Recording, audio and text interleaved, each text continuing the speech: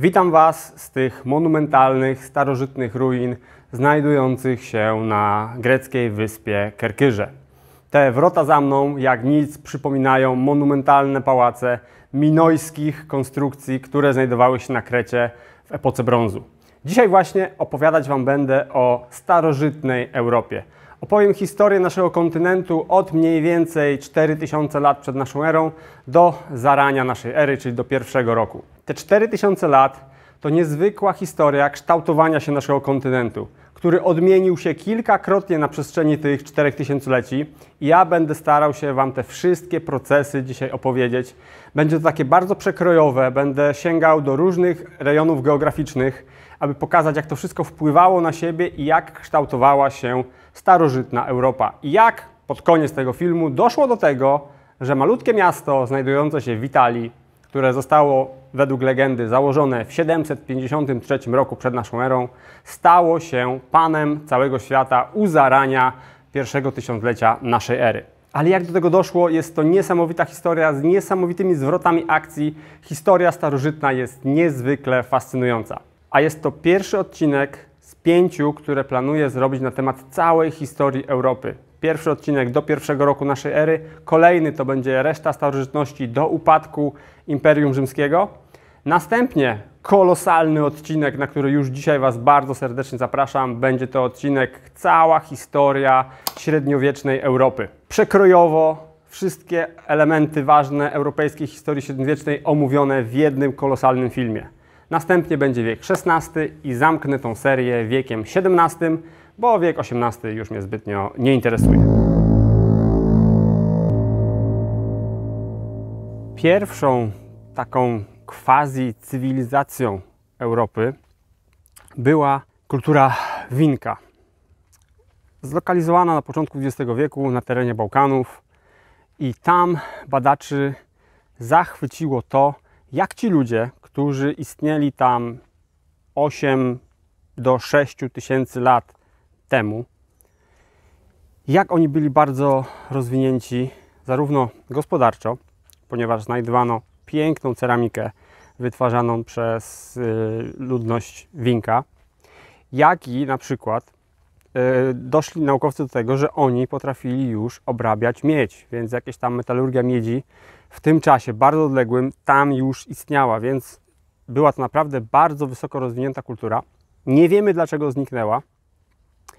Bardzo wiele ludzi chciałoby odwoływać początki Słowian do kultury Winka, ale ja tutaj akurat połączenia zupełnie nie widzę.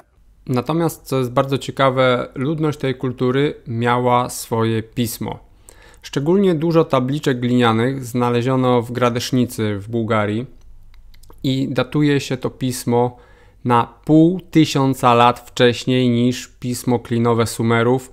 Nim powstały w ogóle hieroglify, ludność Winka już miała swój sposób zapisu. No i teraz oczywiście trwają bardzo potężne spory, czy rzeczywiście jest to pismo, które można uznać za pierwsze na świecie odkrycie tego typu, czy jest to jakieś protopismo, znaki, które niekoniecznie można rozumieć jako pismo i wtedy to pierwsze miejsce nadal będzie dla Sumerów. Moim zdaniem jest bardzo prawdopodobne, że ludność Winka miała jednak swoje pismo, bo skoro mogli oni być pionierami, jeżeli chodzi o metalurgię miedzi, to dlaczego w innych obszarach odbiera im się tą palmę pierwszeństwa? To, że ten obszar jest znacznie gorzej zbadany niż kultury egipskie czy babilońskie i to, że tutaj ziemia znacznie bardziej konsumuje wszelkie pozostałości archeologiczne, nie oznacza, że ci ludzie byli bardziej prymitywni. Co więcej, jeżeli chodzi o zniknięcie tej kultury, to być może zniknęła ona wyłącznie z powodów klimatycznych, ponieważ około 6000 lat temu mieliśmy załamanie klimatu, było ochłodzenie, taka mała epoka lodowcowa i to mogło spowodować, że ta kultura przestała się rozwijać i ten środek ciężkości cywilizacji przesunął się dalej na południe do Egiptu i Mezopotamii, gdzie to ochłodzenie z kolei było bardzo korzystne, no bo te warunki zwykle bardzo upalne tam stały się dla nich bardziej dogodne do życia i do rozwoju cywilizacji. Na zachodzie Europy powstała bardzo potężna kultura, zwana kulturą megalitów, która to nie była bardzo jednorodna, ponieważ obejmowała ogromny obszar od Irlandii po Polskę, od Szkocji po Maltę na południu. Pół Europy niemalże było w tamtym czasie 3000 lat przed naszą erą mniej więcej zajętych przez tą kulturę megalitów i oni, jak sama nazwa wskazuje, budowali wielkie konstrukcje, które przetrwały w wielu przypadkach do dziś. I dla badaczy jest to niezwykle zachwycające, że tak dawno temu, bez użycia żadnych metalowych narzędzi, ci ludzie byli w stanie konstruować tak ogromne konstrukcje kamienne, które wymagały ogromnych nakładów pracy. I teraz po nich zostało bardzo niewiele. Zostało trochę ceramiki oczywiście, zostało trochę kamiennych narzędzi, ale nie wiemy w ogóle nic na temat ich struktury społecznej. Czy to był jeden organizm polityczny? Raczej na pewno nie. Ale jak oni byli między sobą powiązani? Czy oni czuli wspólnotę kulturową na przestrzeni tego ogromnego obszaru? Czy też niekoniecznie? Czy byli do siebie wrogo nastawieni? Czy byli przyjaźni? Tego wszystkiego nie wiemy. Natomiast wiemy, że zostawili po sobie wspaniałe konstrukcje i wiemy, że musieli mieć bardzo wysoko rozwiniętą wiedzę na temat astronomii, bo to widzimy w ich kamiennych konstrukcjach. Natomiast jak wysoko stała ich medycyna, jak wysoko była zorganizowana społeczność, która budowała te wszystkie kamienne budowle, tego dokładnie nie wiemy i to pozostaje wielką tajemnicą. Co więcej, jest pewna hipoteza litewskiej archeolożki, albo może litewskiej pani archeolog, która później pracowała w Kalifornii i ona, oczywiście mówię o Marii Gimbutas, ona wysnuła tezę, że ta Europa megalityczna była Europą matriarchalną, czyli że tam kluczową rolę miały kobiety, ponieważ rzeczywiście nie ma śladów jakiejś większej aktywności militarnej. I właśnie był świat kobiet, rządzony nie przez brutalność, przemoc i chęć zysku, jak to przypisywała to mężczyznom, tylko właśnie zupełnie przeciwnie. Można się z tym oczywiście kłócić, ale taką teorię wysnuła. Do tego znajduje się w tych megalitycznych konstrukcjach wiele takich posążków kobiecych i oczywiście ona to łączy z tym, że to był właśnie kult kobiet jako najważniejszych istot na Ziemi. Kultura megalityczna zniknęła. Za chwilę powiem skąd, dlaczego, ale zanim do tego dojdę, jeszcze opowiem o dwóch innych ważnych kulturach, które wtedy istniały na terenie Europy. Na terenie dzisiejszej Ukrainy istniała kultura trypolska. Mówimy tu mniej więcej 3000 lat przed naszą erą. Kultura trypolska jest również niesamowicie zastanawiająca, ponieważ oni między innymi wybudowali potężne miasto, w którym mogło mieszkać nawet ponad 10 000 ludzi. Miasto to nie było obwarowane.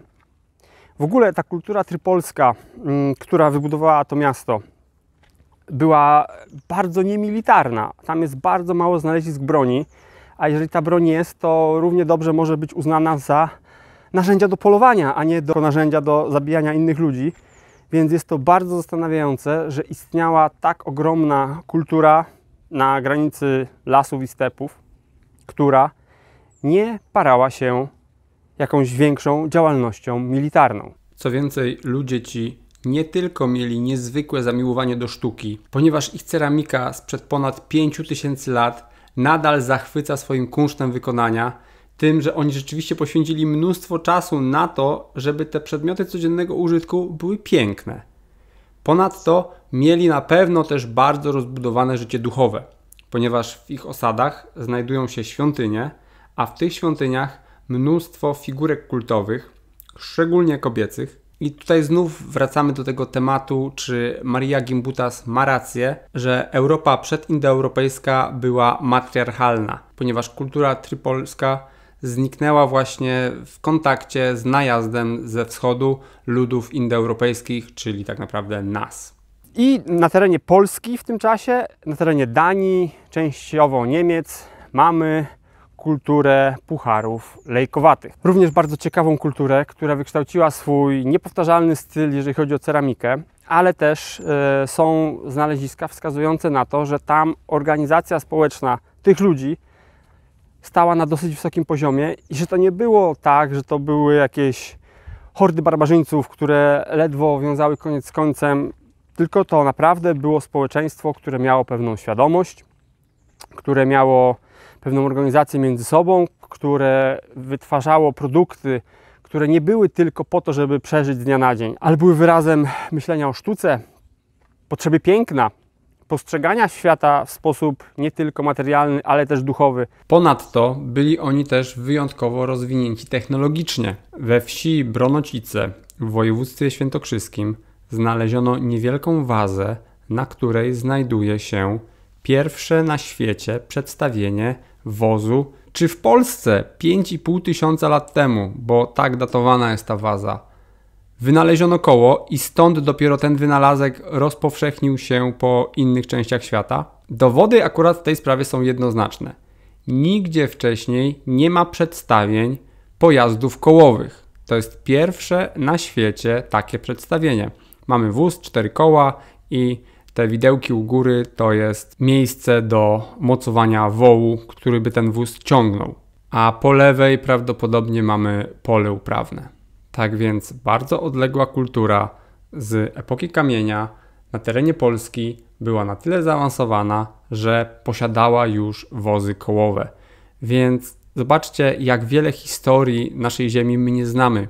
Taka jedna malutka waza z malutkich Bronocic przetrwała, a ile z tych wynalazków, które ci ludzie mieli, nie przetrwało w ogóle do naszych czasów. I te wszystkie kultury, które wymieniłem, nazwijmy razem Europą starą, Europą epoki kamienia, która zakończyła się około 2700 lat przed naszą erą. Oczywiście to nie był moment, to nie była jedna bitwa i koniec Europy epoki kamienia. To był długotrwały proces, trwający setki lat, ale ten rok 2700 przed naszą erą przyjmijmy sobie tutaj właśnie jako tą barierę, kiedy to te kultury stare, kamienne, europejskie znikają i nadchodzi nowe. Nowe przychodzi ze wschodu. Jest to lud związany głównie z kulturą grobów jamowych. Lud, który dzisiaj my nazywamy Indoeuropejczykami i lud, który zrewolucjonizował Europę całkowicie.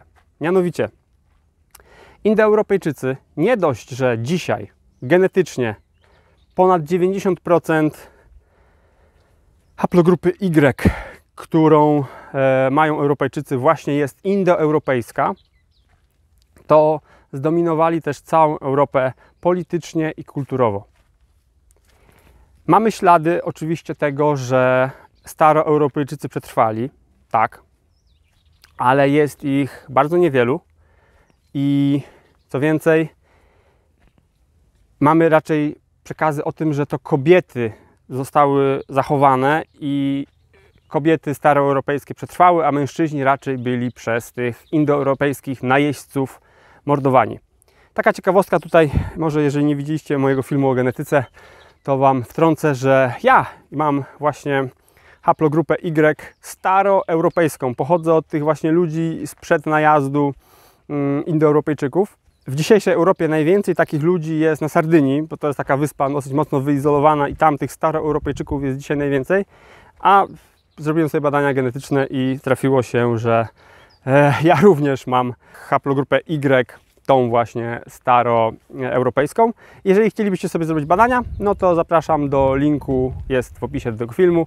A teraz wracając do tych Indoeuropejczyków. Bardzo ważnym zagadnieniem jest to, żeby powiedzieć, dlaczego Indoeuropejczycy zdołali osiągnąć tak niebywały sukces i zająć całą Europę. Nie tylko Europę, no bo wiecie, Indoeuropejczycy to właśnie też zajęli tereny Indii, Iranu, kawał Azji. Indoeuropejczycy przynieśli ze sobą dwie wyjątkowe rzeczy, które nie były wcześniej dostępne w starej Europie. Pierwsza to był koń. Indoeuropejczycy byli tymi, którzy udomowili na stepie konia. A koń spowodował, że oni dostali niesamowicie potężne narzędzie do przemieszczania się i do walki. Wyobraźcie sobie, pomijając wszystkie inne aspekty, że macie armię staro-indoeuropejską, a naprzeciwko nich staje tak samo jeszcze, przyjmijmy, mająca kamienne narzędzia, armia Indoeuropejczyków, ale oni siedzą na koniach. To jest kolosalna przewaga. No, w konfrontacji z kawalerią staroeuropejczycy nie mieli żadnych szans. Co więcej, Indoeuropejczycy to też początek kultury brązu. Oni zaczęli właśnie korzystać już z tego najnowszego wynalazku, z bardzo skutecznej brązowej broni, ale ona jeszcze nie była wtedy bardzo popularna, bo brąz był trudny do uzyskania, był trudny w obróbce, więc długo kamień współistniał z brązem. Ale Indoeuropejczycy byli właśnie tymi, którzy ten brąz też jako jedni z pierwszych użytkowali.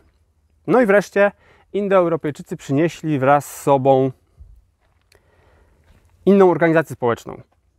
I tutaj właśnie ta archeolog Maria Gimbutas właśnie argumentuje, że ta stara Europa była taka mocno matriarchalna, w przeciwieństwie da się do patriarchalnej nowej Europy indoeuropejskiej, która już na pewno była właśnie patriarchalna. Ten system takiej dominacji męskiej nad grupami ludzi i do tego organizacji takiej bardziej wojskowej, że my musimy być silni, agresywni, ekspansywni, to wszystko przynieśli ze sobą Indoeuropejczycy do Europy. Wcześniej jakby tego nie było. Naprawdę jest mało śladów zarówno walk w starej Europie, jak i w ogóle potrzeby ludzi do budowania jakichś większych fortyfikacji. To wszystko pojawia się wraz z najazdem Indoeuropejczyków. Pierwszym archeologicznym przejawem inwazji Indoeuropejczyków jest kultura ceramiki sznurowej, która bardzo szybko objęła znaczne obszary Europy. Wiąże się ta nazwa z ceramiką specyficznie zdobioną, tak jakby sznur odciśnięty był na świeżej jeszcze glinie. Lecz kultura ta ma też swoją drugą nazwę, bardziej adekwatną do tego, co zaszło.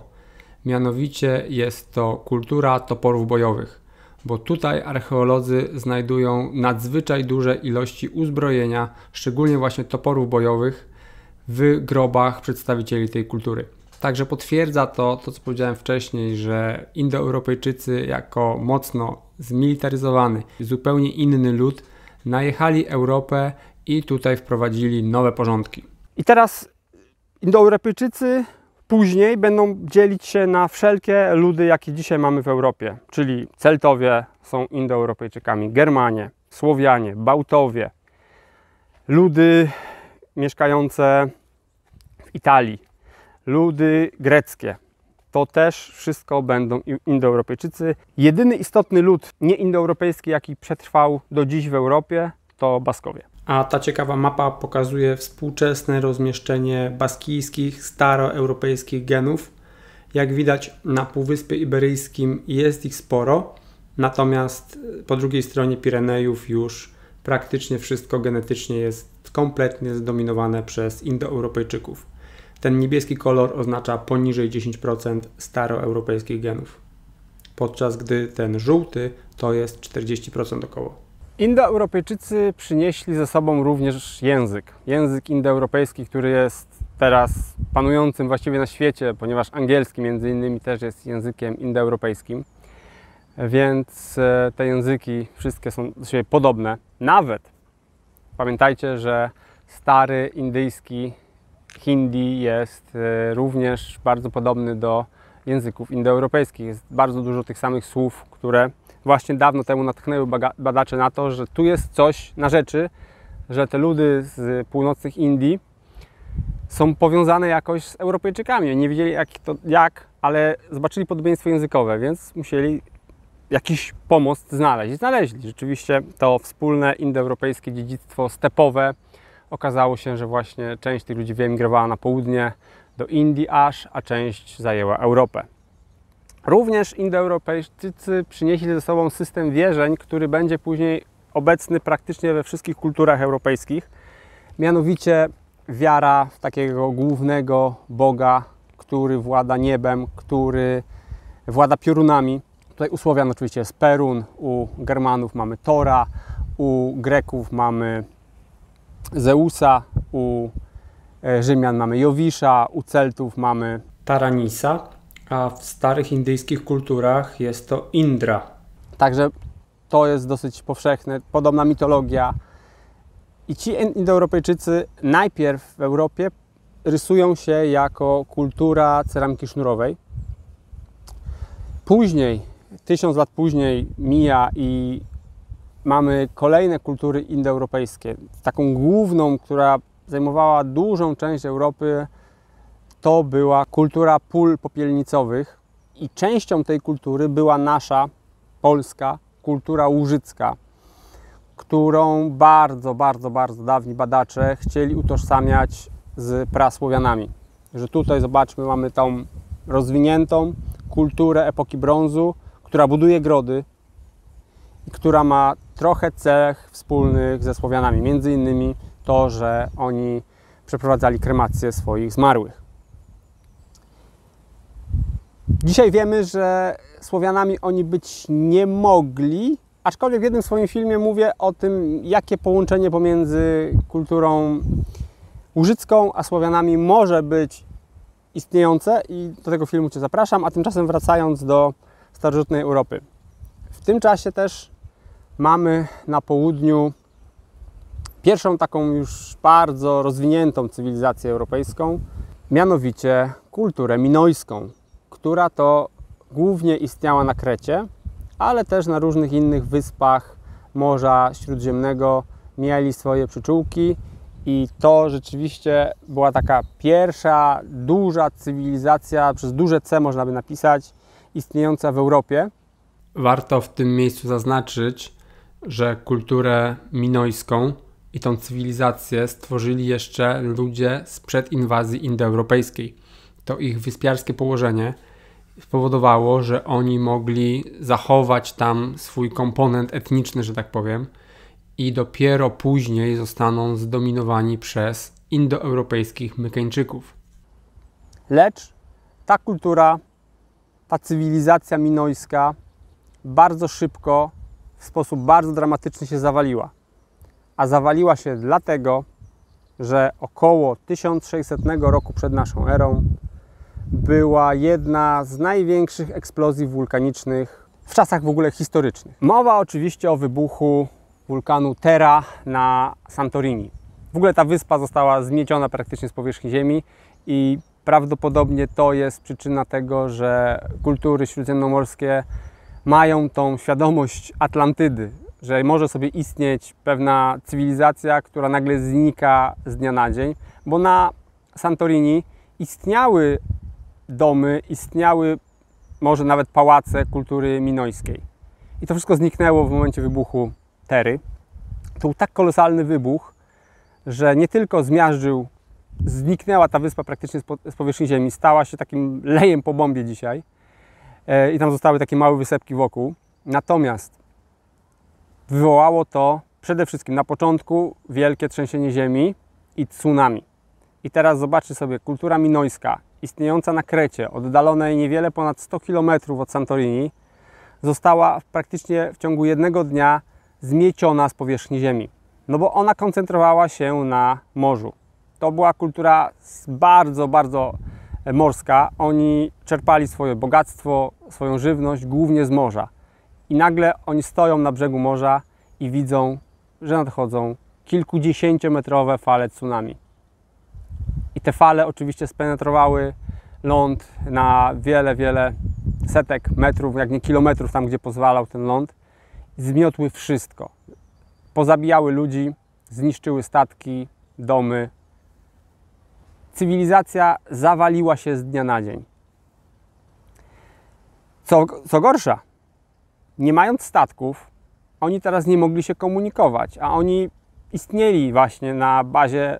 Statki to były ich podstawowe narzędzia do poruszania się, do komunikacji. Ta kultura minojska była właśnie na wyspach rozsiana, a oni byli połączeni ze sobą siecią statków i nagle te statki zniknęły.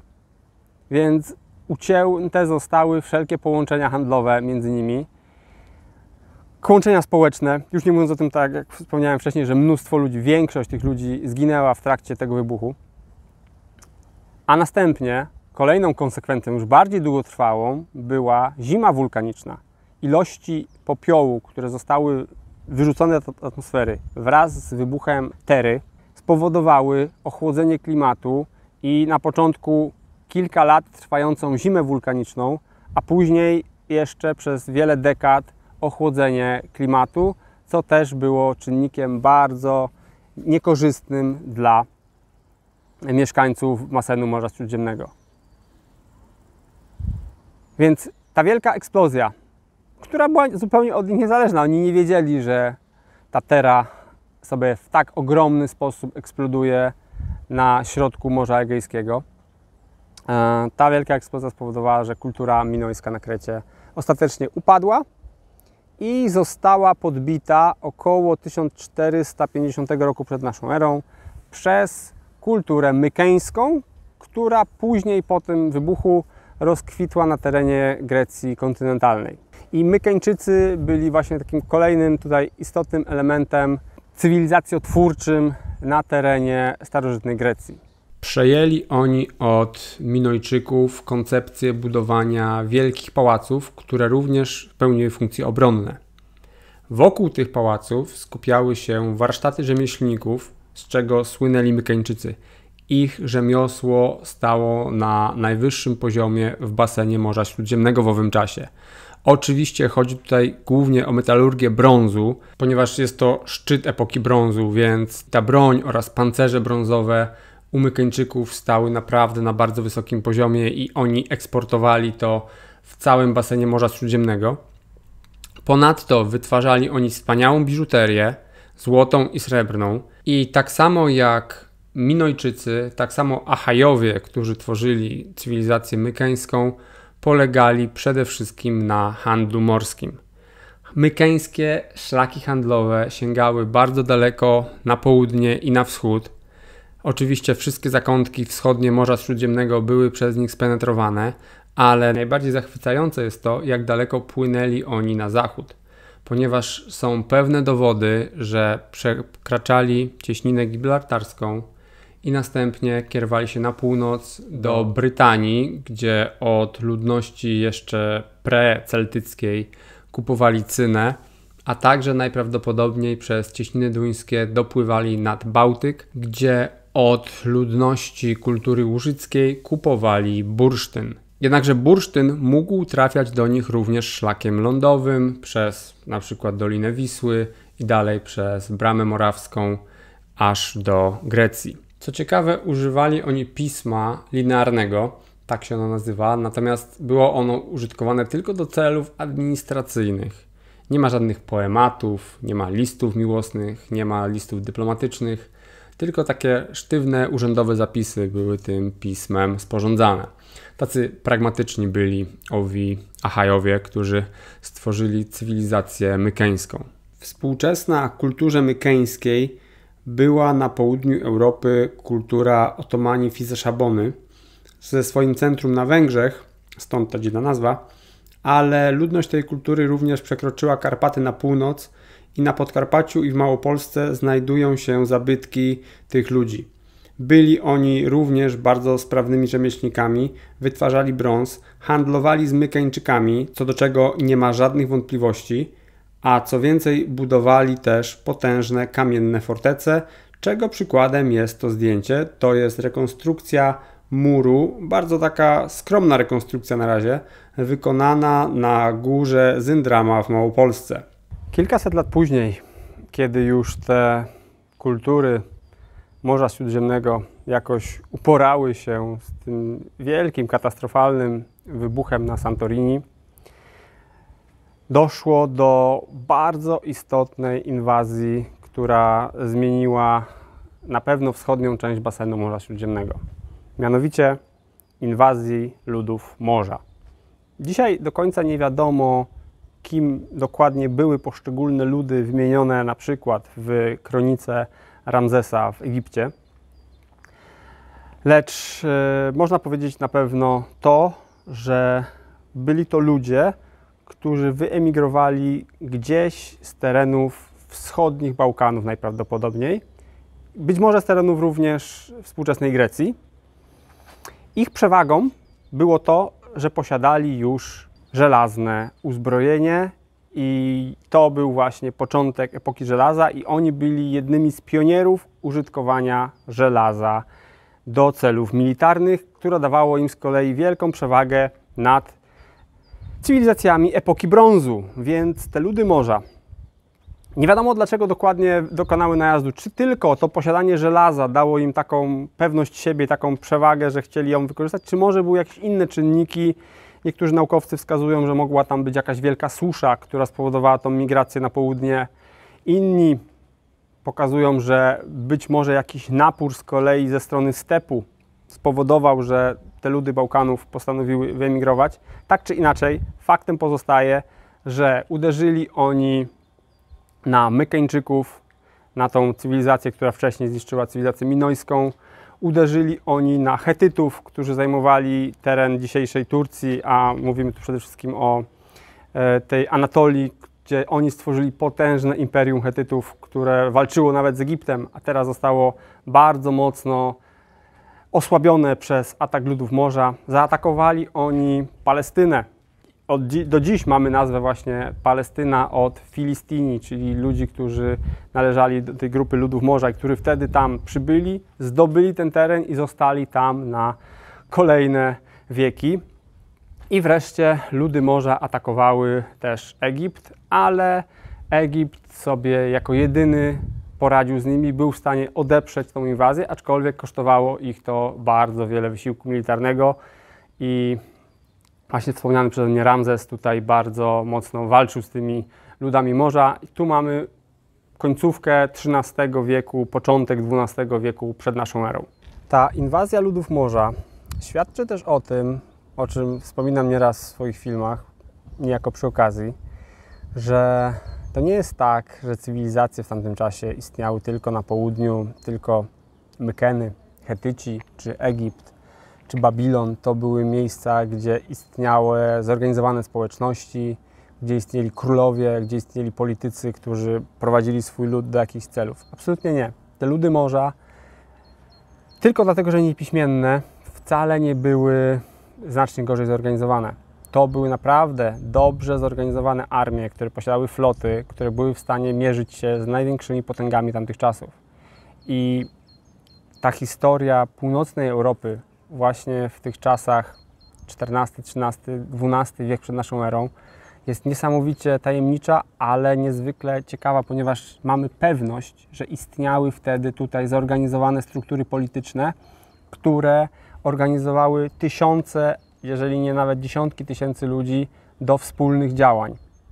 To nie było tak, że były sobie jakieś biedne wioski zagubione w lasach i tam ludzie lepili te garnki swoje i robili już żelazo, czy wcześniej brąz, ale generalnie starali się tylko przetrwać z dnia na dzień. Zupełnie nie. To były już wtedy zorganizowane społeczności, zorganizowane na dużych obszarach. Jednemu władcy podlegało na pewno co najmniej 10, jak nie może i 100 tysięcy ludzi. To były duże państwa starożytne, o których my nie wiemy nawet jak się nazywały, nie znamy tych królów, nie znamy tych dynastii, nie znamy tej polityki. Znamy tylko właśnie efekty tego, że to istniało, efekty, które są bezsprzeczne, bo właśnie mamy tą inwazję ludów morza, czyli liczne ludy, które były dobrze zorganizowane, świetnie uzbrojone właśnie w żelazo, czyli one nie były zacofane, one miały najnowszą technologię wojenną, ponieważ używały żelaznych tarczy, hełmów, włóczni, mieczy. To było dla ludów epoki brązu zaskoczenie, że ludzie z północy nagle przybywają z tak dobrym wyposażeniem militarnym i oni też byli dobrze dowodzeni i byli w stanie dokonać tak istotnych inwazji. A innym też dowodem pokazującym na tą wysoki poziom zaawansowania kultury tych ludów było wydarzenie 100 lat mniej więcej poprzedzające tą inwazję ludów morza, a mianowicie bitwa nad Dołężą. O samej bitwie robię zupełnie osobny odcinek i tam dokładnie opowiadam o tym, co sądzę o tej starożytnej bitwie. Natomiast to też pokazuje, że daleko, daleko na północy, na terenach zapomnianych przez cywilizację, można powiedzieć, z tego punktu widzenia egiptocentrycznego, dochodzi do bitwy, gdzie walczą tysiące wojowników, dobrze uzbrojonych, tysiące wojowników, którzy nie są przypadkowymi ludźmi, którzy musieli złapać za topór i stanąć do walki, tylko to są ludzie, którzy mają na sobie, co wykazują badania ich szczątków, stare rany po walce, więc to są ludzie, którzy byli doświadczeni, jeżeli chodzi o walkę, i oni w liczbie tysięcy stają do walki gdzieś daleko na północy, walczą o co? Nie wiemy o co, ale na pewno jest to wszystko bardzo zorganizowane przedsięwzięcie, za którym stały jakieś struktury polityczne, o których my dzisiaj nie mamy żadnego pojęcia. Ale warto właśnie mieć tą świadomość, że starożytna Europa to są też bardzo mocno zaawansowane, jeżeli chodzi o struktury społeczne i też technologie, rejony północnej Europy, między innymi Polski, gdzie wtedy była kultura łużycka.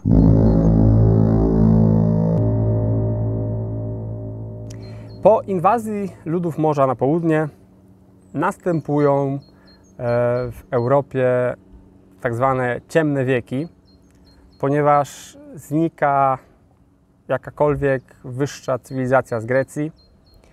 Gdzie indziej również nie istnieją żadne świadectwa pisane i dopiero około IX-VIII wieku przed naszą erą będą się rodzić nowe kultury archeologiczne, które będziemy wiązać już z konkretnymi ludami, które będą już tak naprawdę tworzyć tą późniejszą, starożytną Europę. Tutaj mowa oczywiście o tym, że w Italii na północy rozpoczęła się wtedy cywilizacja etruska, która była niesamowicie istotna w tej części basenu Morza Śródziemnego i która mogła stać się dominującą nad całym basenem Morza Śródziemnego, ale z kolei miała ona swoją konkurencję w postaci antycznej Grecji. Antycznej Grecji, która była niesamowitym fenomenem z jednego prostego powodu. Tamci ludzie w jakiś zupełnie dla nas niewiadomy sposób wpadli na pomysł, żeby w tych wszystkich greckich polis rozrzuconych i na kontynencie, i na wyspach, prawie że jednocześnie, mniej więcej właśnie 800 przed naszą erą, wprowadzić demokrację.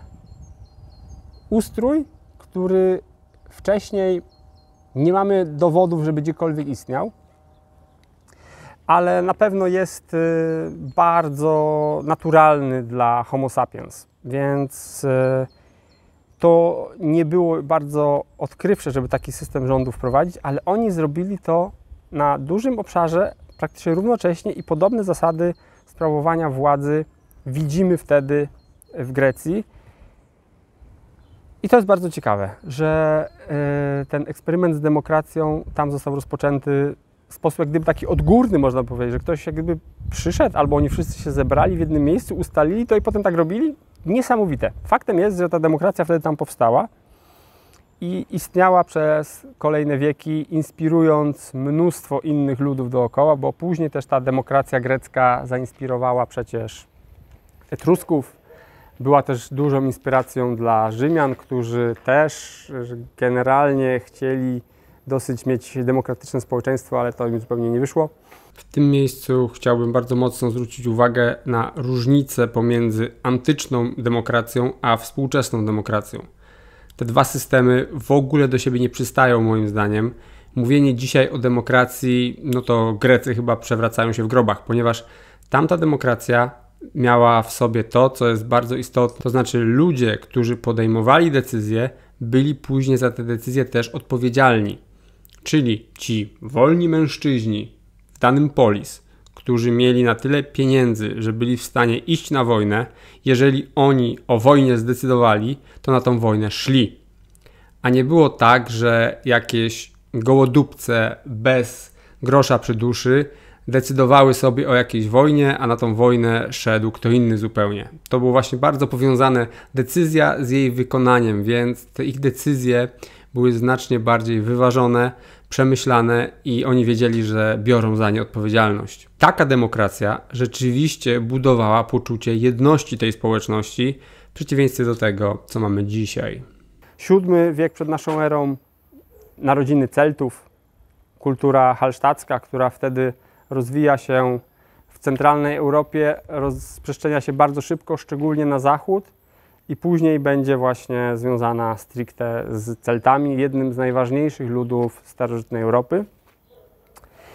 I mamy też w tych czasach początki dwóch bardzo istotnych miast. VIII wiek przed naszą erą, 753 powstaje Rzym, ale też w 733 przed naszą erą powstaje 20 lat młodsza kolonia grecka Syrakuzy, która też odegra bardzo istotną rolę w historii i mogła być Rzymem II, ale nie była, to o tym opowiem później. Natomiast też w tamtym czasie już istnieje na południu, już w Afryce, Kartagina, kolonia fenicka, która też odegra bardzo istotną rolę w dalszej historii Europy. I Fenicjanie razem z Grekami w tych czasach dokonują ogromnej kolonizacji basenu Morza Śródziemnego.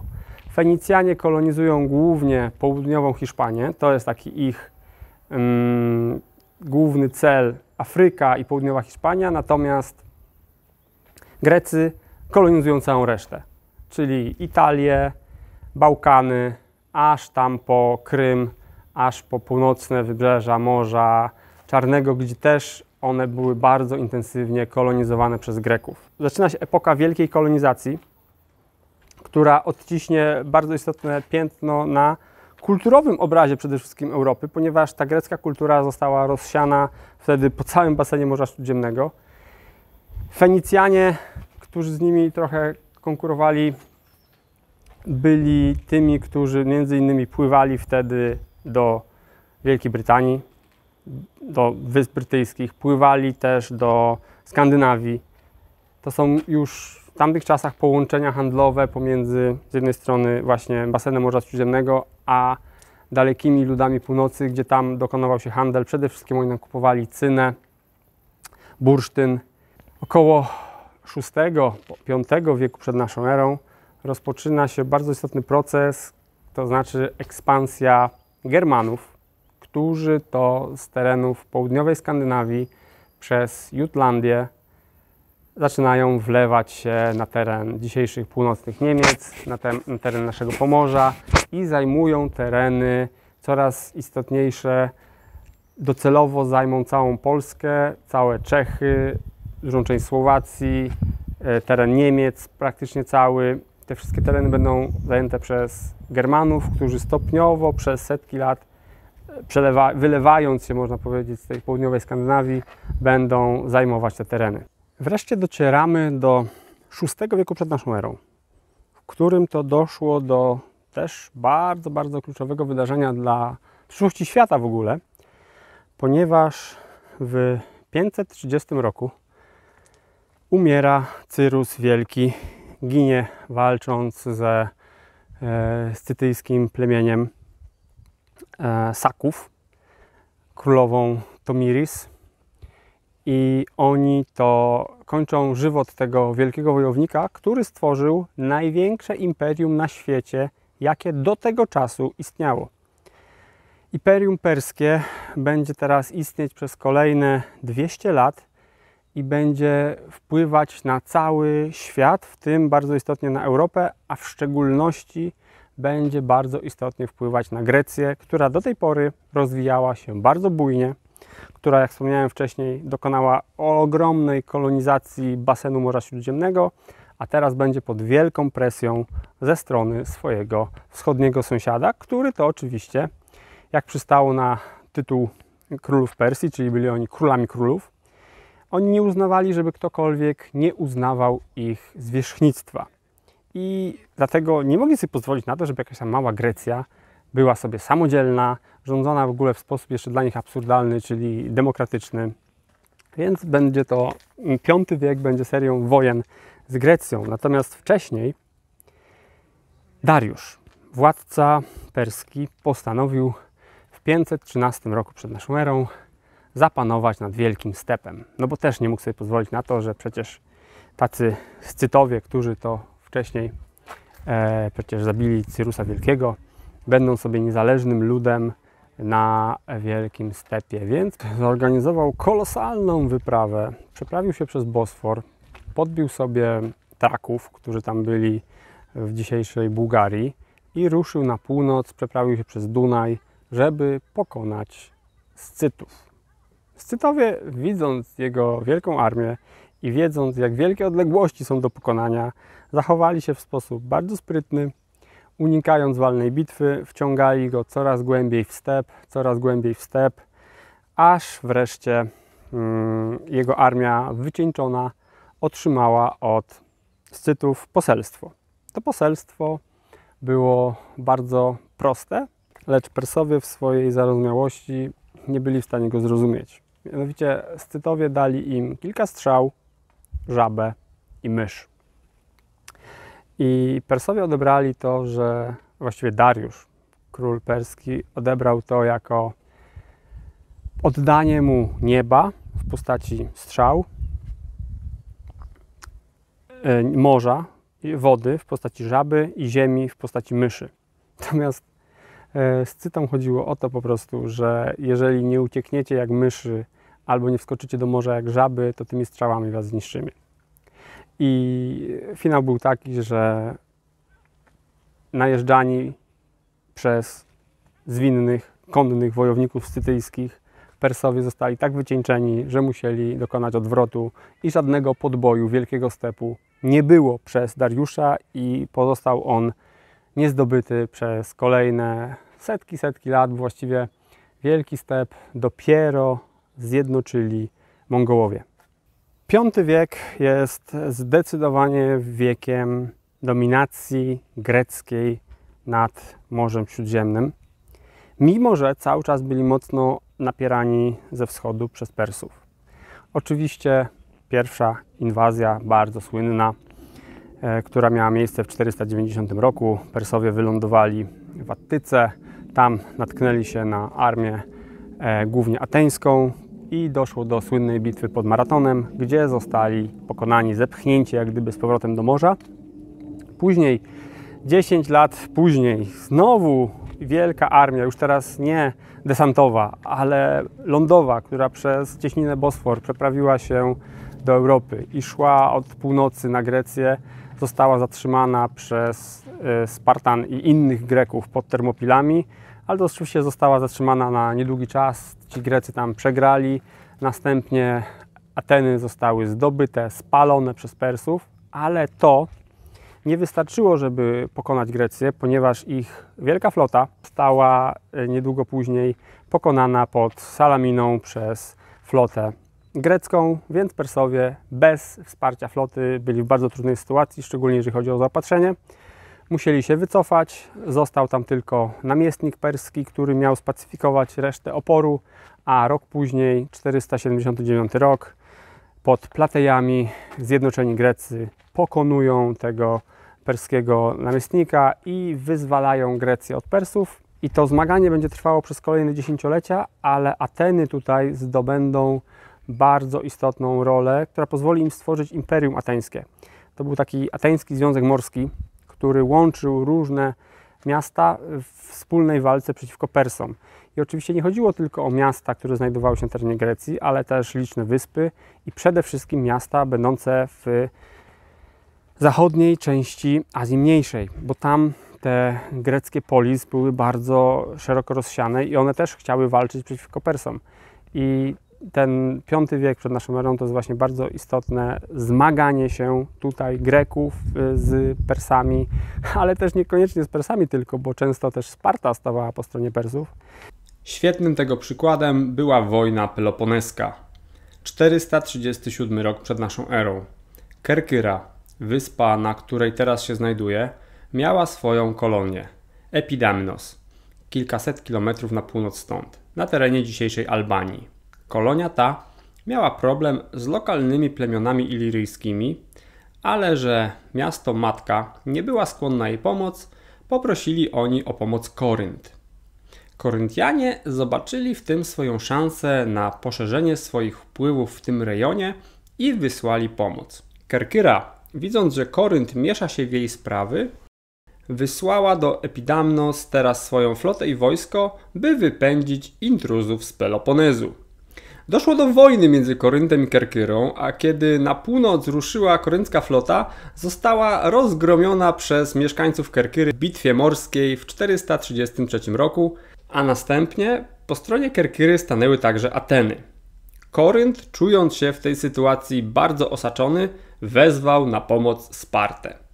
Spartanie wystawili Ateńczykom warunki niemożliwe do spełnienia, między innymi rozwiązanie Ateńskiego Związku Morskiego, i tak oto wybuchła wielka, obejmująca całą Grecję właściwą, ale też jej liczne kolonie, szczególnie na Sycylii, wojna. W trakcie tych zmagań miało miejsce około 50 dużych bitew, w dużej mierze morskich. Finałem było zdobycie Aten w 404 roku przed naszą erą przez Spartę, zburzenie jej potężnych murów łączących miasto z Pireusem. Kręgosłup Aten został w ten sposób przetrącony, a Sparta zdobyła hegemonię nad Grecją na kolejne dekady. I to są takie wojny, które doprowadzą do tego, że Grecy będą mieli tak dość tego, że w kolejnym wieku dojdzie do wielkiej wyprawy na wschód pod dowództwem Aleksandra. Ale do tego jeszcze dojdziemy. Tu jeszcze bardzo istotne wydarzenie, które w ogóle jest pomijane w historiografii generalnie. Chodzi o bitwę pod Kymę. Bitwę morską, która miała miejsce w 474 roku, gdzie Grecy pokonali Etrusków. Bo Etruskowie w tamtym czasie chcieli też rozszerzyć swoją strefę wpływów na południową część Półwyspu Apenińskiego i gdyby do tego doszło, to być może Etruskowie zjednoczyliby całą Italię i powstałoby tam potężne państwo etruskie z kolei. Lecz właśnie w 475 pod Kymę flota etruska została pokonana i to zatrzymało ich ekspansję i to też dało Rzymowi większe możliwości samodzielności, ponieważ Rzym na początku był na peryferiach tej cywilizacji etruskiej i był w cieniu tej cywilizacji tak naprawdę. A po tym przegranym pod Kymę właśnie Rzymianie zaczęli coraz bardziej samodzielnie prowadzić swoją politykę na Półwyspie Apenińskim. Wkraczamy do wieku IV, w którym to na samym początku dochodzi do dwóch kluczowych dla przyszłej historii świata wydarzeń. Po pierwsze, w 396 roku przed naszą erą Rzymianie wreszcie dokonują swojego pierwszego istotnego podboju. Zdobywają etruskie miasto Veii, które jest bardzo silnym miastem, natomiast zdobycie go, zniszczenie, praktycznie wymordowanie całej ludności, reszty sprzedanie w niewolę doprowadza do tego, że oni wreszcie zdobywają nowy teren, na którym mogą się rozwijać, który jest pierwszym etapem ich trwającej setki lat później ekspansji. W odpowiedzi niejako na to, kilka lat później otrzymują potężny najazd ze strony Celtów pod wodzą Brenusa i tylko Kapitol w Rzymie wytrzymuje ten najazd. Kapitol utrzymuje się przez kilka miesięcy celtyckiego oblężenia, później Rzymianie płacą okup Celtom i Celci odchodzą na północ, zostawiając Kapitol w spokoju i w ten sposób też nie kończąc żywotu tego rzymskiego młodego państewka. Bo gdyby oni zdobyli Kapitol, wymordowali wszystkich, to Rzym nie istniałby i nigdy byśmy nie słyszeli o Rzymie. Byłby to jakiś tam epizod w dawnej historii starożytnej, o którym by nikt dzisiaj nie mówił, ale to, że oni przetrwali ten najazd Brenusa i później dokonali bardzo istotnej zmiany w swoim podejściu. Mianowicie, widząc tak wielkie zagrożenie, śmiertelne zagrożenie dla siebie, dokonali bardzo dużej militaryzacji swojego społeczeństwa. Oni tą ziemię, którą zdobyli na Wejach, podzielili pomiędzy swoich obywateli, ale każdemu w zamian za tą ziemię dali też obowiązek służby wojskowej. I przez to oni z jednej strony mogli się rozwijać gospodarczo, demograficznie, ale też byli zmuszeni do służby wojskowej. I to spowodowało, że w kolejnych dekadach będą zdobywać coraz większe obszary na terenie Italii, mając to zaplecze właśnie ekonomiczno-militarne, które zrodziło się po tym zdobyciu Rzymu przez Brenusa w początkach IV wieku przed naszą erą. Natomiast jeżeli chodzi o Grecję w tym czasie, no to mamy wzrost znaczenia Macedonii w połowie IV wieku. Kluczowym tutaj był król macedoński Filip II, który rzeczywiście uczynił to państwo nowoczesnym, dobrze zorganizowanym, silnym militarnie i dążył do zdobycia hegemonii w całej Grecji. Niestety skończył, jak wiecie, tragicznie zasztyletowany w 336 roku przed naszą erą.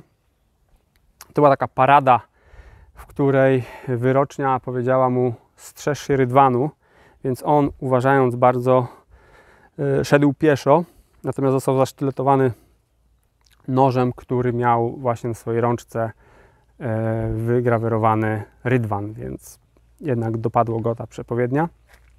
A później, po jego śmierci, oczywiście do władzy w Macedonii dochodzi szalenie ambitny, młody Aleksander, o którym to już swego czasu nagrałem cały film. To jest w ogóle, jeżeli chodzi o starożytność, to jest mój idol, więc jeżeli Was interesuje moje spojrzenie na Aleksandra Wielkiego, zapraszam bardzo do filmu, który tutaj jest w opisie. Natomiast wiecie, co Aleksander dokonał. Aleksander podporządkował sobie Grecję i ruszył na wschód i tam dokonał zniszczenia Imperium Perskiego. I cały ten wielki azjatycki obszar nagle wpadł pod wpływy kultury greckiej, a Grecja po grecku to Hellas, czyli kultury helenistycznej. I to był wielki zwrot w historii ludzkości, ponieważ ta Grecja, która była tak bardzo uciskana i tak twardo walczyła o swoje przetrwanie, nagle stała się hegemonem kulturowym na terenie dużej części Europy, no bo tutaj mamy kolonie greckie, które, jak wcześniej opowiadałem, obsiadły prawie cały basen Morza Śródziemnego i również daleko, daleko na wschodzie, aż po dzisiejszy Pakistan i Indie sięgały wpływy greckiej cywilizacji. Po śmierci Aleksandra Wielkiego oczywiście dochodzi do rozpadu jego wielkiego imperium i kilku dekad wojen diadochów. A tymczasem równolegle z tą wielką wojną w Italii mały Rzym toczył swoją małą, ale niezwykle zaciekłą wojenkę z plemieniem italskich Samnitów.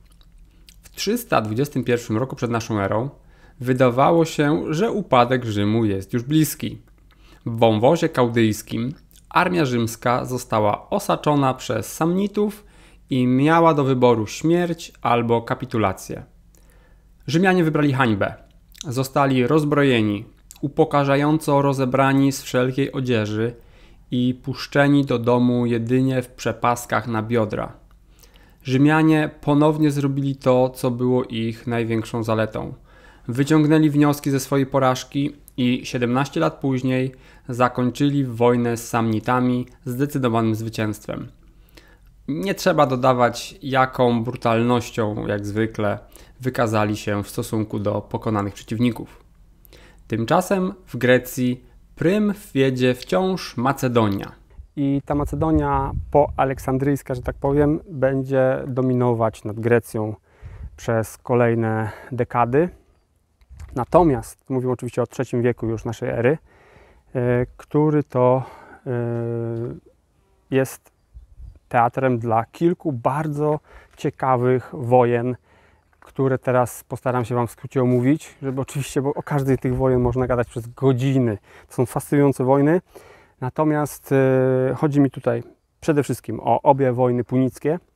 Punickie, czyli fenickie, czyli wojny Rzymu, który już sobie podporządkował sporą część Italii i teraz będzie zmagał się z supermocarstwem, z Kartaginą, która była przepotężna w owym czasie w zachodniej części basenu Morza Śródziemnego i Rzym albo mógł żyć w cieniu Kartaginy, albo musiał stawić jej czoła i wybrał oczywiście ten kurs kolizyjny z Kartaginą, więc te dwie wojny punickie i mamy też wojny, które prowadził Pyrrhus, król Epiru, który chciał stworzyć też swoje imperium w tym czasie i to imperium Pyrrhusa mogło się też udać. Tu jest duża szansa na to, że Pyrrhus, będąc bardzo dobrym strategiem i bardzo takim zawziętym wojownikiem, on bardzo chciał naśladować Aleksandra Wielkiego, że Pyrrhus stworzyłby swoje imperium w basenie Morza Śródziemnego. Tak się też nie stało. Posłuchajcie, jak to dokładnie z tym Pyrrhusem było.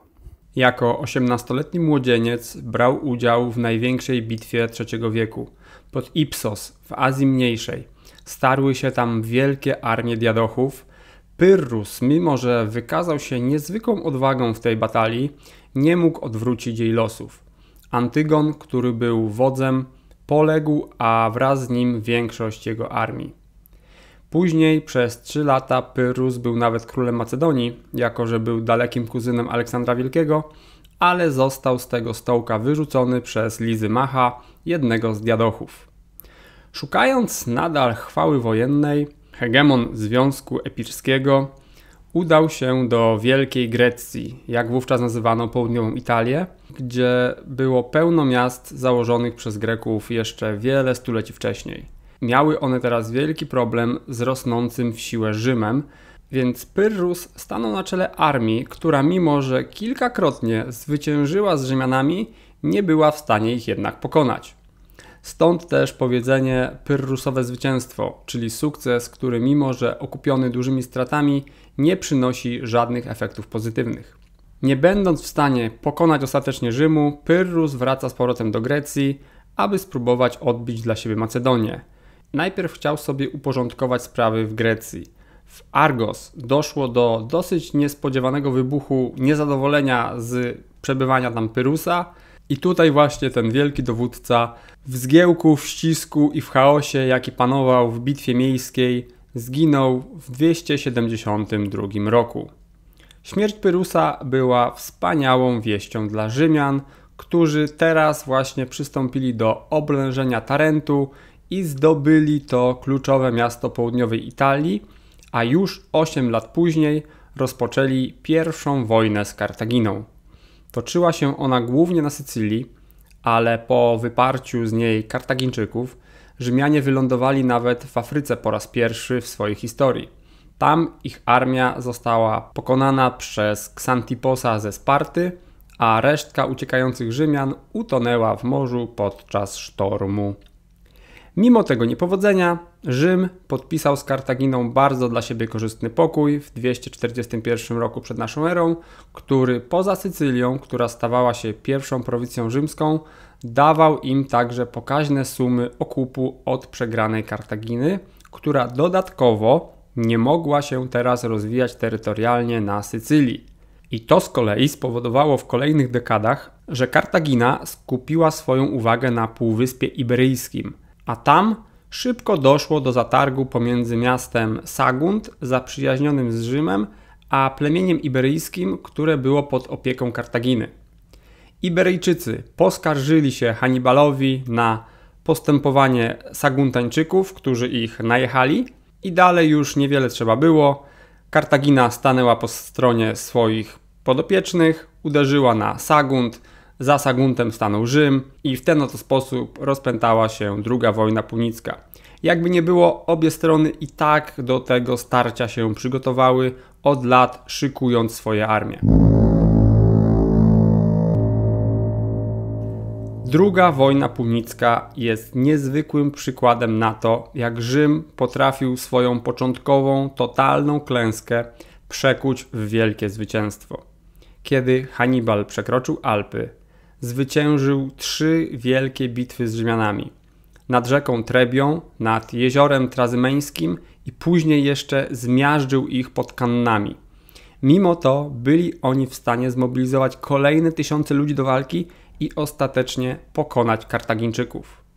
Oczywiście moim zdaniem tutaj bardzo zawiniła taktyka Hannibala, który obawiał się dokonać tego kluczowego, frontalnego ataku na sam Rzym. 12 lat po klęsce pod Kannami Scypion ląduje z Rzymianami w Afryce, pod Zamą pokonuje liczniejszą od siebie armię kartagińską i okrywa się wieczną chwałą. Scypion afrykański będzie teraz jednym z najbardziej uwielbianych generałów rzymskich. Kartagina w wyniku tej wojny traci wszystkie swoje posiadłości poza Afryką i musi zapłacić Rzymowi kolosalną kontrybucję. Rzym staje się dzięki temu potęgą w basenie Morza Śródziemnego. Wreszcie po usunięciu tej największej przeszkody, czyli Kartaginy, Rzym mógł się rozwijać coraz bardziej swobodnie i teraz pełną piersią przystąpił do ekspansji terytorialnej. Północne Włochy, Galia Narbońska, Hiszpania, Iliria to były tereny, które pierwsze padły po tym, jak Rzymianie pokonali w II wojnie punickiej Kartagińczyków. Natomiast problem już był większy z Macedonią, bo Macedonia wcześniej wspierała Kartaginę, kiedy ta walczyła z Rzymem, więc teraz oczywiście Rzym musiał się na niej zemścić. W 168 roku przed naszą erą Doszło do szalenie ważnej bitwy pod Pydną i w tej bitwie z jednej strony stanęła niezwyciężona falanga macedońska, z drugiej strony rzymskie legiony. I okazało się, że ten sposób wojowania, ten nowy sposób wojowania, który wymyślili Rzymianie, tą ciężkozbrojną piechotą uzbrojoną w pilum, w krótkie miecze i w duże tarcze, można znacznie więcej zwojować niż tą mało mobilną piechotą z małymi tarczami, z długimi włóczniami, sarisami, którą ciężko się manewruje, szczególnie w trudnym terenie, która na równym terenie jest bardzo wydajna, natomiast tutaj pod Pydną Rzymianie wciągnęli Macedończyków w taki dość trudny teren, więc nie mogli oni wykorzystać w całości swojego potencjału i skończyło się to tym, że doszło do pogromu Macedończyków. Więc skończyła się też era falangi jako najlepszej metody walki i Macedonia dostała się pod panowanie rzymskie, a 20 lat później cała Grecja już była rzymska, więc kończy się epoka dominacji helenistycznej w połowie właśnie II wieku przed naszą erą, a zaczyna się epoka już rzymskiej dominacji nad basenem Morza Śródziemnego. W związku z tym przyszedł też czas na ostateczną rozprawę z Kartaginą. Miasto to, wspaniale położone w kontekście śródziemnomorskiego handlu, przeżywało po II wojnie punickiej boom gospodarczy. Fenicjanie skupili się na gospodarce, skoro na zbrojeniach nie mogli, i efekt był olśniewający. Rzymianie spoglądali więc na afrykański brzeg z zazdrością. Szybko wymyślili sobie casus belli. Wysłali do Kartaginy posłów z absurdalnymi żądaniami. Między innymi zakazywali osiedlania się Fenicjanom w pobliżu morza. Mogli oni mieszkać najbliżej 15 km w głębi lądu. A do tego zażądali 300 dzieci arystokratycznych rodów kartagińskich jako zakładników. Kartagińczycy, słysząc te warunki, zabili posłów, a Rzymianie oczywiście nie potrzebowali w takiej sytuacji więcej zachęty do wojny, bo przecież zła Kartagina nie szanuje nawet świętości posłów.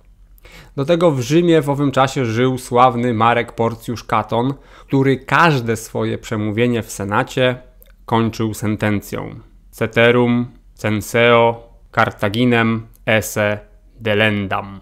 Czyli, a poza tym sądzę, że Kartaginę należy zniszczyć.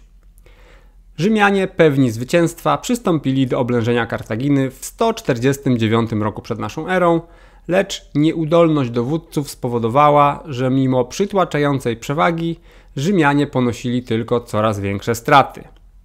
Wyróżnił się jednak wśród nich młody oficer, Scypian Emilian, który w kolejnym roku został wybrany konsulem za swoje zasługi de facto w ratowaniu przed katastrofą armii rzymskiej.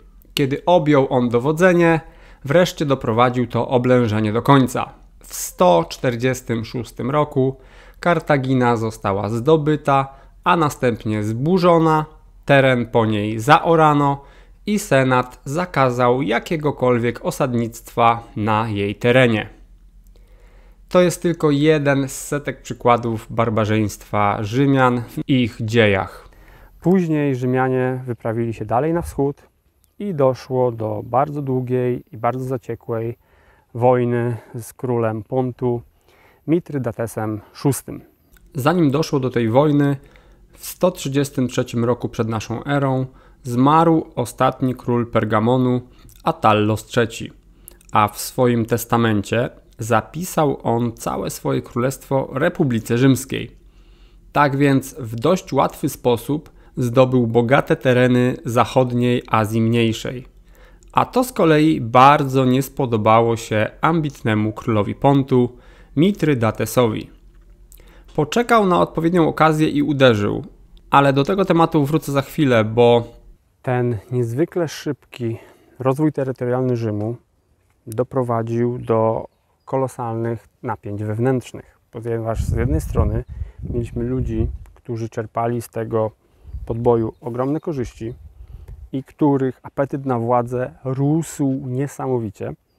Z drugiej strony byli ludzie, którzy nie mieli tak dużych korzyści, a którzy nawet mieli problemy z tego, że państwo ma tak wielkie wydatki zbrojeniowe, którzy muszą płacić podatki, którzy muszą utrzymywać ten rosnący organizm i dochodziło do kolosalnych nierówności społecznych i wielu myślicieli rzymskich z tamtego czasu widziało to i chciało temu zapobiec. Istotną próbą zapobiegnięcia temu niezadowoleniu społecznemu były reformy braci Graków w 135 roku przed naszą erą. Niestety te idee, bardzo słuszne, skończyły się tym, że bracia Grakowie zostali zabici. Później była próba kolejnej takiej reformy w 92 roku przed naszą erą i również tutaj pomysłodawca został zamordowany i to przelało czarę goryczy. Doszło do wybuchu wojny domowej, która zwana jest wojną ze sprzymierzeńcami, ponieważ w tamtym czasie organizacja polityczna nie była taka jednolita, to nie było jednolite imperium rzymskie, tak jak później, tylko to był Rzym plus jego liczni sprzymierzeńcy italscy, którzy wcześniej zostali do tego przymierza albo dobrowolnie nakłonieni, albo podbici i ci sprzymierzeńcy, którzy musieli wysyłać kontyngenty zbrojne na wojny Rzymu, wcale nie otrzymywali jakichś wielkich profitów z tych wojen. Oni zażądali praw obywatelskich, tak samo jak obywatele Rzymu. Rzym się na to nie zgodził i doszło do wielkiej wojny ze sprzymierzeńcami, która to wojna o mały włos nie skończyłaby się tym, że Rzym przestałby istnieć. Po prostu. w 91 roku przed naszą erą sprzymierzeńcy Rzymu w Italii zjednoczyli się i wystąpili zbrojnie przeciwko stolicy. Początkowo odnosili duże sukcesy militarne i wydawało się, że niebawem władza Republiki Rzymskiej nad Italią dobiegnie końca, a całe imperium rozsypie się jak domek z kart. Widząc tą sytuację, Mitrydates VI uderzył na Azję, zajął tą rzymską prowincję, a następnie idąc za ciosem uderzył na Grecję i też ją sobie podporządkował. Teraz wydawało mu się, że uda mu się zbudować wspaniałe imperium w Azji, które powstrzyma Rzym. Lecz w tej sytuacji Rzymianie postarali się bardzo szybko zakończyć konflikt w Italii, dlatego zgodzili się na znaczne ustępstwa w stosunku do swoich sojuszników, nadali im prawa rzymskie i konflikt ten został ugaszony. Mogli teraz czym prędzej przystąpić do ratowania swojego imperium. Do Grecji został wysłany Lucius Cornelius Sulla Felix, wybitny wódz rzymski, który właśnie wsławił się w wojnie ze sprzymierzeńcami. Teraz sprawnie pokonał on wojska pontyjskie i odzyskał wschodnie prowincje Rzymu. To spowodowało, że Lucius Cornelius Sulla był niemal ubóstwiany jako ten, który uratował republikę. I dlatego po tej wojnie z kolei mamy kolejny problem w Rzymie, ponieważ ta władza, która była władzą republikańską, która była adekwatna do polis albo do małego państwa, jakim Rzym był jeszcze w III wieku przed naszą erą, teraz w obliczu takiego wielkiego imperium republika stawała się systemem niewydolnym i wiele osób to widziało. I dlatego między innymi dwóch najważniejszych generałów, którzy wsławili się w wojnie ze sprzymierzeńcami, teraz rzuciło się sobie do gardeł, żeby zdobyć jednowładzę polityczną nad Rzymem. Doszło do tej wojny, której zwyciężył Sulla i doszło do pierwszej w historii Rzymu dyktatury, która zwiastować będzie to, do czego Rzym nieuchronnie musiał dążyć, to znaczy do władzy jednego człowieka, bo system republikański przy tak ogromnym imperium był po prostu nie do utrzymania.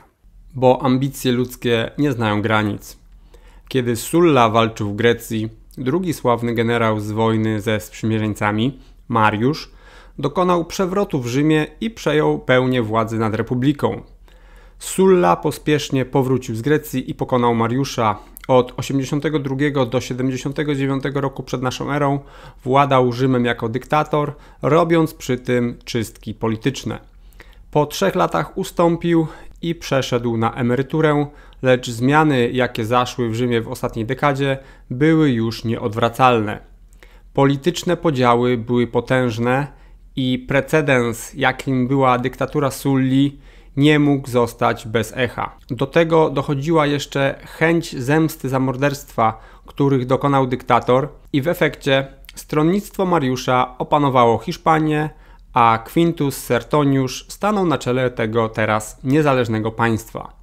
Do stłumienia tej rebelii został wysłany Pompejusz, ale osłabienie Italii było tak duże po tych wszystkich wydarzeniach, że wybuchło z kolei największe powstanie niewolników w historii świata pod wodzą Spartakusa.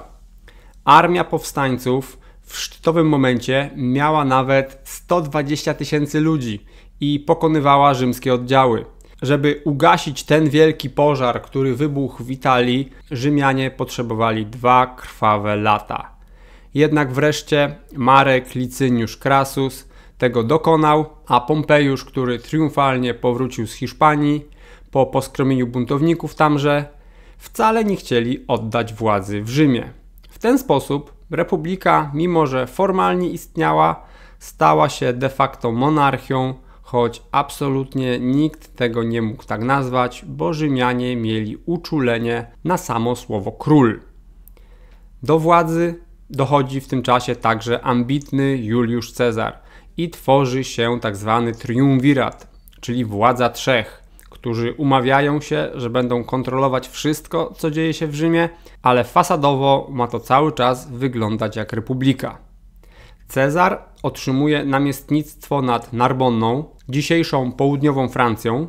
No i dochodzi do próby podboju Galii przez Cezara. Uważam tą całą wojnę galijską za rzecz totalnie przereklamowaną. Z jednej strony dlatego, że Cezar wcale nie był jakimś super strategiem i to, że on utopił Galię w morzu krwi, to tylko pokazuje, jak bardzo męczył się z osiągnięciem tego celu. To jest tak jak chirurg, który jest tak kiepskim w swoim fachu, że żeby dokonać operacji po prostu zalewa wszystko krwią, ponieważ wykrwawia niemalże pacjenta do śmierci, ponieważ nie jest zdolny do dokonania precyzyjnych cięć i ładnych szwów i tak dalej. To tak podobnie, jeżeli chodzi o wojnę galijską. Jest ona przereklamowana ze względu na te pamiętniki Cezara, który napisał je i przez to promował się bardzo mocno w tych swoich pamiętnikach, które oczywiście były jego taką autopromocją, a tak naprawdę ani nie był świetnym dowódcą, ani nie były tam jakieś błyskotliwe zwycięstwa militarne, które po prostu nie umywają się zupełnie do geniuszu Aleksandra Wielkiego, czy nawet do taktyki Pyrusa. Choć nawet Hannibala wcześniej, więc tutaj wiele też osób uważa, że Cezar to był jakiś po prostu Juliusz Cezar, to jest jeden z największych dowódców w historii ludzkości, to już w ogóle jest pomyłka zupełna. Także tutaj znacie moją opinię na temat wojny galijskiej. No i w ten oto sposób powoli dochodzimy do końca tego odcinka. Bo jak doskonale pewnie wiecie, Cezar powrócił do Rzymu i chciał rządzić jak król. Skończyło się to dla niego kilkunastoma ranami kłutymi w 44 roku przed naszą erą. Potem do władzy dochodzą kolejni triumvirowie, Marek Antoniusz, Lepidus i wnuk Cezara Pokondzieli, Oktawian. Legalizują nawet swoją władzę w taki sposób, że wydają ustawę pod tytułem Komisja Trzech dla uporządkowania Republiki.